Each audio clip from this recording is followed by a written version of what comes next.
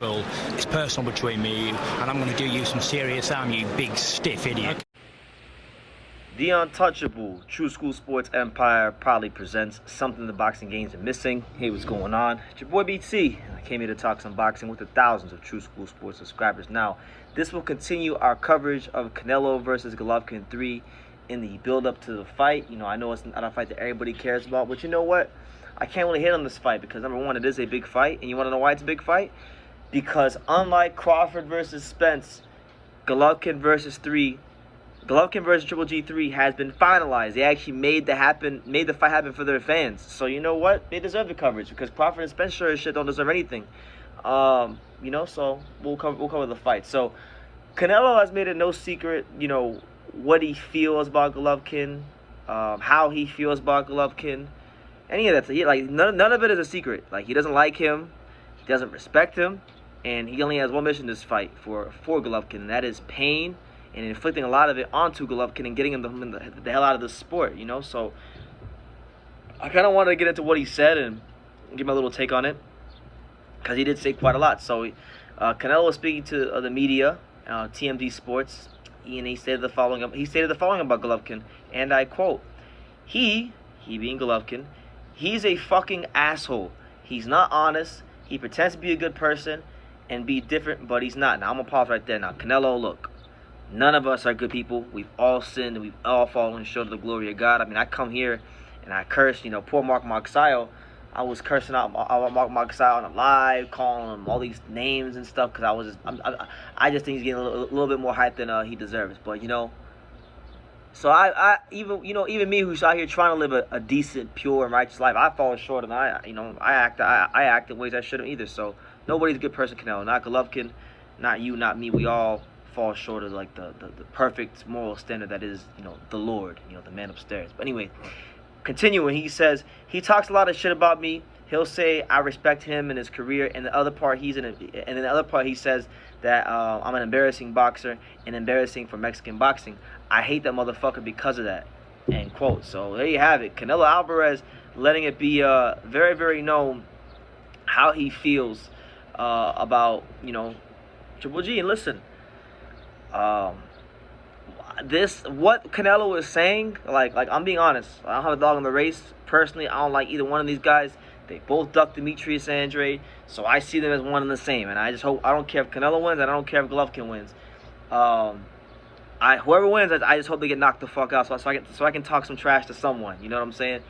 But you know what he's saying about Golovkin being a fake. Now, I can't really talk about that myself because I've had very limited interactions with Golovkin over the years. The one time I ever met Golovkin was at the 2016 WBC convention, and I didn't really talk to him. It was more so my friend Alex got a picture with him, so I just took a picture, and that was it. But he was nice to take a picture, so, and he was nice. I had a good experience with him, even though I didn't talk to him. But I've heard a lot of my colleagues, you know, whether it be in the media, whether it be people that I know that worked at the Heavyweight Factory, the gym that Golovkin trained at. You know, a lot of people have had the same recurring stories that Golovkin has this nice, clean-cut, good boy image, you know, and he used to say, good boy, good boy, good boy, you know, remember he used to say good boy?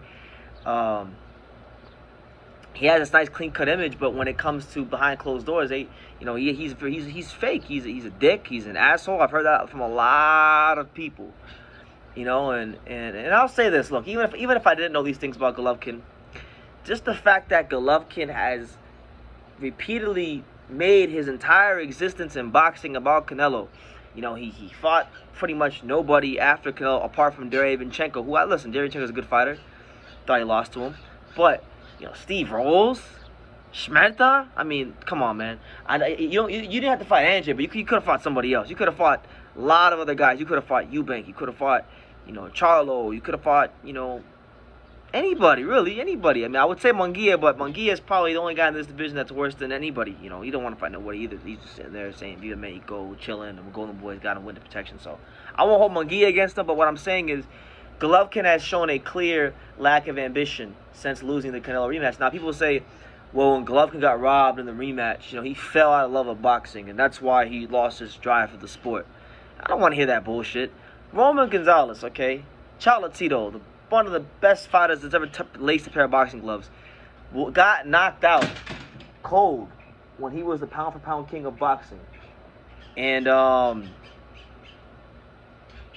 he came back. He found a way to become champion. So it's like if he can do it, if he can still make a career for himself, if he can find a way to make a way, you know what I'm saying? I got the dog. If he can find a way to make a career for himself, you know, I got the dog here. I gotta hold this dog, because if I don't hold this dog is gonna go off in the distance and start barking at nothing, and I'm gonna get pissed off. So yeah, like my thing is this: if Romeo Gonzalez and fighters like him, like Pacquiao, Chocolatito, Holyfield, if these kinds of great fighters can get knocked out at the pinnacles of their careers, or take losses on multiple occasions and come back to become champion with a smile on their face, then there's no reason for Golovkin to say, oh, well, I just lost drive for the sport. Okay, well, if you lost that much drive for the sport, get out the sport. There shouldn't be any in-between or being lukewarm when it comes to your commitment to the sport of boxing. That's why, like, for me, right, personally, at one point in time, I'm 27 now, but when I was, like, you know, 22, 23, I had aspirations of being a fighter. But you know what? I had enough respect for the sport and enough awareness to know that if I couldn't give it my all and give myself a chance to be the best fighter I could be, then I wasn't gonna do it. I wasn't gonna half-ass trying to be a fighter like a lot of fighters throughout the course of this history of the sport have done. That wasn't gonna be me, you know. So I decided to take you know, all my efforts and put it into covering boxing, because I wasn't gonna have the resources or the time, or just the setup that I would have liked to give myself the best chance. So I didn't do it, okay? If Golovkin can't be that honest with himself, then that's on him. He needs good people around that are going to be honest with him, you know what I'm saying? So, you know, look, not really a Canelo fan. You guys know that. You know, he did get exposed by Bivol, as we said many times. But I would like him to win this fight because, like I said, I think Golovkin has been really bad for the middleweight division as of recent, and yeah, that's just what it is. So hopefully this fight can go ahead and, you know, get done, and Canelo can come out victorious. Then we can get to the Bivol rematch, because I want to see Bivol expose him again. So, you know, I'm gonna leave it at that. I'm gonna say bye to my friend right here. You know, shout out for my friend, my little furry friend right here. You know, we getting it in on True School Sports. Make sure you subscribe.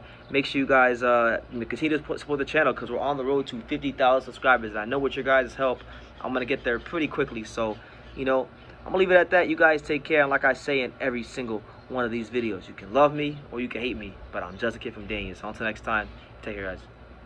Thank you for watching another video on True School Sports, the home of boxing. If you made it this far, do me a favor and do yourself a damn favor. Hit that subscribe button, and surely you will not be disappointed. You know, True School Sports bringing you the latest and greatest, the untouchable, you know, boxing content, interviews, news videos, breakdowns, live fight reaction extravaganza. We've got a great community of people here, boxing fans all over the world, from America to the UK to Australia, and on and on and on. So join the empire today. Hit that subscribe button. Take care and God.